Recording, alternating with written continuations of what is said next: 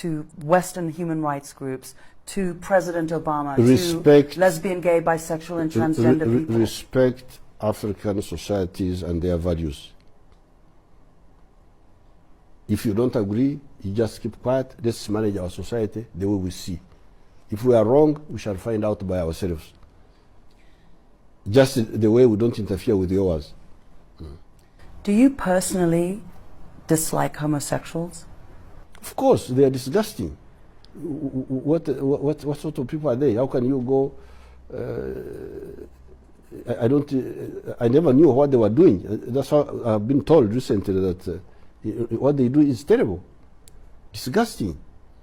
But I was ready to ignore that if there was proof that that's how he's born, abnormal. But now the proof is not there.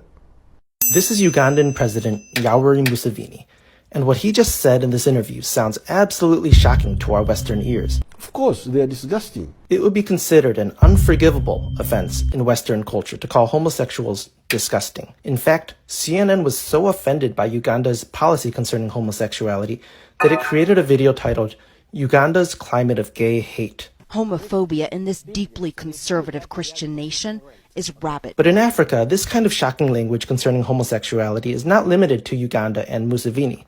Listen to another interview that CNN did with another African leader. So is your aim to eradicate homosexuality completely by forcing people to stay silent or face a prison sentence? Well, the aim is to make sure that we do protect the institution of marriage and stopping the promotion of homosexuality in our country. If in the process that is achieved, that will be good for our society. That homosexuality be eradicated from that society? That will be good for our society. Do you respect other religions, an individual's right to practice another religion other than Christianity? Yes. So why can't you respect another individual's differing sexual orientation? Well, I don't think that homosexuality is a human right. And listen to what Zimbabwe President Robert Mugabe said in a speech at the United Nations General Assembly. We equally reject attempts to prescribe new rights that are contrary to our values, norms, traditions, and beliefs. We are not gays. And listen to what Kenya President Uhuru Kenyatta said in an interview with CNN. One of the major issues, and it's a holdover from sort of colonial Victorian, is the issue of sexual preference in many African countries. In Kenya, to be gay, the LGBT community is illegal. They just want to have equal rights, the same privacy and equality as all other Kenyans do. Is that something that you aspire to for your country? I want to be very clear. Christiana, I will not engage in a subject that is of no, it is not of any major importance to the people and the Republic of Kenya. This is not an issue, as you would want to put it, of human rights or this. This is an issue of society, of our own base as a culture, as a people, regardless of which community you come from. This is not acceptable. This is not agreeable. This is not about Uhuru Kenyatta saying yes or no.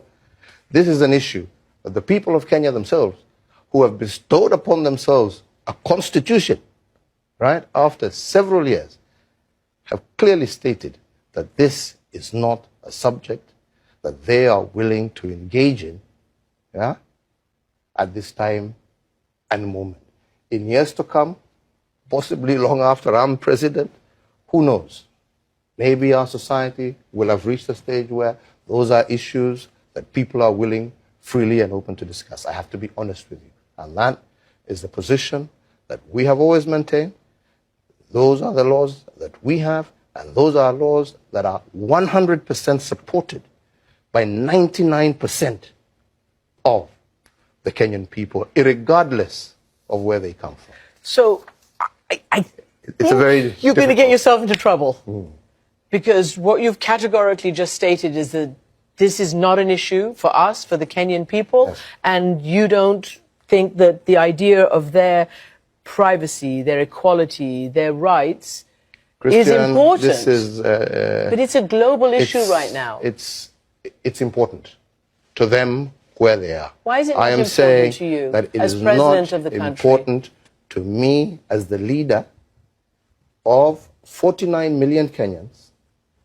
And after, if you want to ask me my personal opinion, what is your personal opinion? after I finish my process, I can talk about my personal opinion. But as the leader of the people of the Republic of Kenya, I represent that which our people are desirous to be. And I have no choice, but that is my position. Would you publicly say that people who are LGBT, gay members of the Kenyan population should not be discriminated against, should not be violated, should not be abused?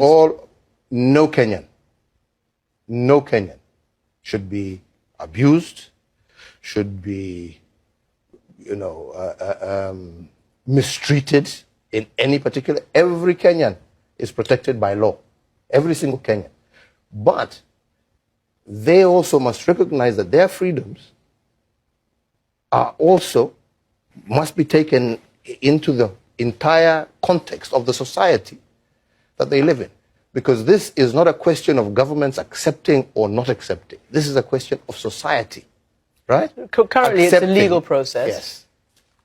And that legal process is based on the society that you live in, and that's why laws are made. So I think that's all I have to say about that particular subject. The key question here is whether LGBTQ rights are in fact human rights.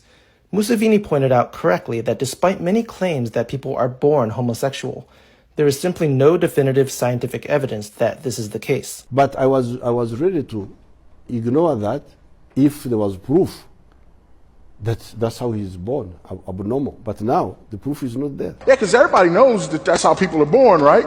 We have the LeVay brain study, Bailey and Pillard's twin study. We have Hamer's X chromosome study. We've got Savik's pheromone study. So of course, all of these things, by the way, none of these things has proven a genetic connection to homosexuality. And even if it did, it wouldn't matter. Do you realize that there is nothing that proves that people are homosexual? How do you know? How do you know a person is homosexual? The only way you know is if they tell you. But there's no way to prove it. There's not even any way to prove that that category of people actually exists as a category, other than just a behavior. There's no way to prove it. How do you prove it? Is there a blood test? How do you prove it? You can't. You can't. But everybody assumes that it just is. And as the other Ugandan leader said, homosexuality is not a private issue because it undermines the institution of marriage, which is foundational to the survival of societies. There is a war raging right now in the marketplace of ideas. And it's a war that's raging on many fronts. But one of those fronts is on the front of not just marriage, but the idea of biblical manhood and womanhood and marriage. Really a biblical understanding of humanity, what it means to be a man or a woman made in the image of God. So who is more correct in addressing the issue of homosexuality? These African leaders or our Western leaders? And to further repair our moral leadership, I'm also issuing a presidential memo to agencies to reinvigorate our leadership on the LGBTQI issues and do it internationally. Respect African societies and their values.